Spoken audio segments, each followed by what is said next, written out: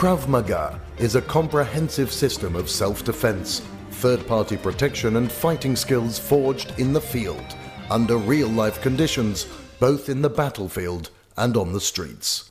Emerging out of the needs of a persecuted, resource-strapped minority defending itself against those bent on its destruction, Krav Maga was developed through extensive experience in the war for survival and in face-to-face confrontations.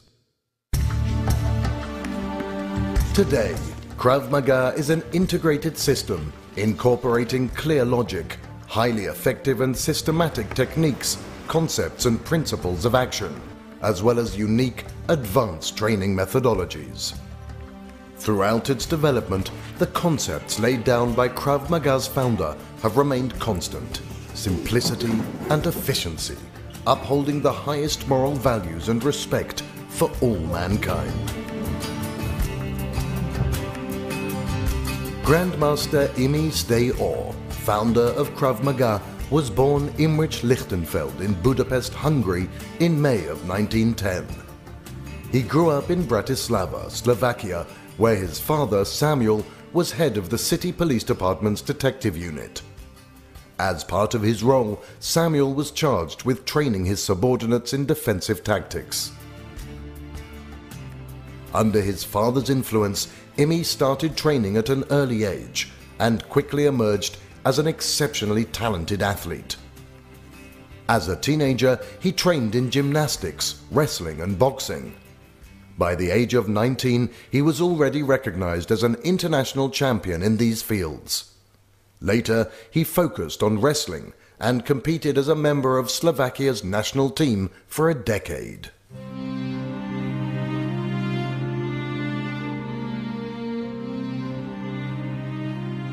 In 1936, fascism begins to spread throughout Europe, bringing with it a wave of violence against minorities.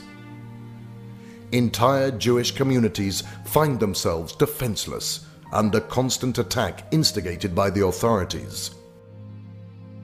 Imi, a young, proud Jewish athlete, is not prepared to put up with the humiliation and helplessness of the victims. Together with other young men, he organizes a group dedicated to the active defense of those targeted for attack.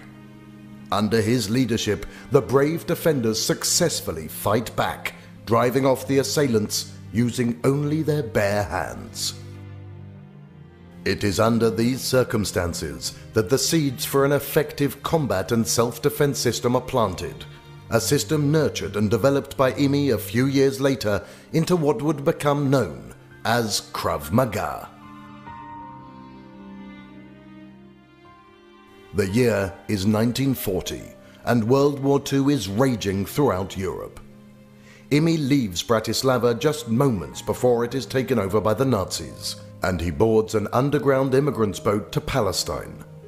After a long journey, during which he joins the Czech Legion of the British Army, Imi arrives in Palestine, which at that time was under the control of the British Mandate. He quickly becomes involved in the training and instruction of Jewish defense organizations, fighting against the Arab insurgency. With the establishment of the State of Israel, Imi naturally integrates into the newly established Israel Defense Forces. Due to his extensive experience and formidable abilities, he is nominated as the Army's chief physical fitness and hand-to-hand combat instructor. It is in this role that he begins to develop Krav Maga and to train soldiers, officers, and instructors. In 1964, after 20 years of service, Imi is honorably discharged from the military. He decides to organize his vast knowledge and practical experience into a system suitable for civilian application as well. As part of this initiative, Imi opens 2 self-defense studios, training many students and instructors, all the while adapting and improving the Krav Maga system for civilian self-defense as well as for the needs of elite military and police units. In 1974, at the age of 15, Eyal Yanilov begins to practice Krav Maga. Early on, he shows extraordinary talent, both as a practitioner of the system and as an instructor. He is quickly recruited by Grandmaster Imi to train other instructors, and he later takes Imi's place teaching higher-level classes. In the early 1980s, Eyal becomes Imi's foremost instructor and his closest disciple, as well as his most trusted assistant and advisor. After completing his studies in electrical engineering, Eyal starts training Israeli counter-terrorist units. Along with Imi, he writes a series of books laying out the principles of Krav Maga. Considering Eyal's substantial knowledge and experience, Imi decides to appoint him as head of the professional committee of the Israeli Krav Maga Association. In this position, Eyal creates and upgrades the curriculum, formalizing Krav Maga as a coherent system built around principles of action and unique instructional and training methods. In the mid-1980s, Eyal travels abroad, introducing Krav Maga to people in countries around the globe, first in the United States and then in Europe. He teaches the system to elite military and law enforcement units as well as to civilians. In order to manage the challenge of spreading Krav Maga beyond Israel's borders, Eyal founds the International Krav Maga Federation and serves as its chairman and head instructor under the tutelage and support of Grandmaster Imi.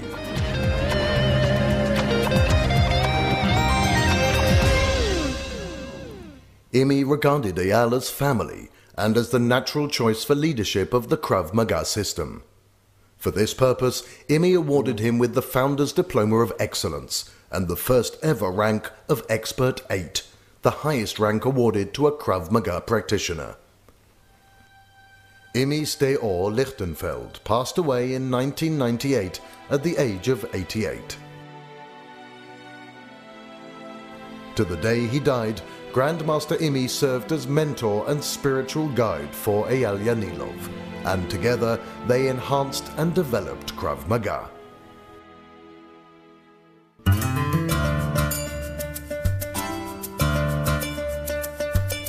Since Imi's death, Eyal has taken upon himself the responsibility of leading and developing Krav Maga and taking it to the next level. He trains instructors and staff all over the world and has created a global infrastructure for disseminating the system. In practice, Eyal has trained all of the world's first-generation Krav Maga instructors. At present, a team of elite instructors, the global team, is assisting him in spreading the knowledge and the system of Krav Maga to numerous countries around the world. In addition to the many civilians training in Krav Maga centers, military and police special forces from around the world have also adopted Krav Maga as taught by Eyal and his team as their preferred hand-to-hand combat and tactical defense system.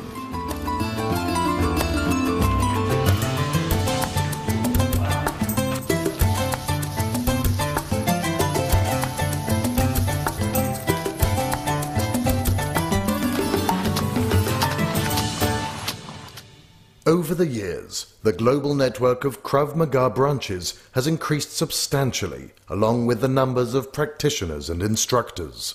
Different offshoots developed, all training under the umbrella name of Krav Maga. The International Krav Maga Federation, which was founded as a sports association, could barely meet the various changing needs of the times, and it became impossible neither to develop Krav Maga within the IKMF, nor to preserve the moral and professional spirit outlined by Imi. Therefore, Eyal decided, along with others, to harness his vast experience in Krav Maga, close to 40 years in the field, and founded Krav Maga Global, the KMG. KMG is the vehicle for Eyal and his team to disseminate and promote Krav Maga in an ethical, unique and uncompromising manner. Activities in various countries and close contact with those in the field enable tactical and technical growth and development suitable for each location and particular set of circumstances. Today, years after the passing of Grandmaster Imi, Krav Maga Global carefully supervises the professionalism of its instructors and the quality of instruction at all levels. Insistence on the highest moral and professional standards preserves the spirit and original path of Krav Maga's founder.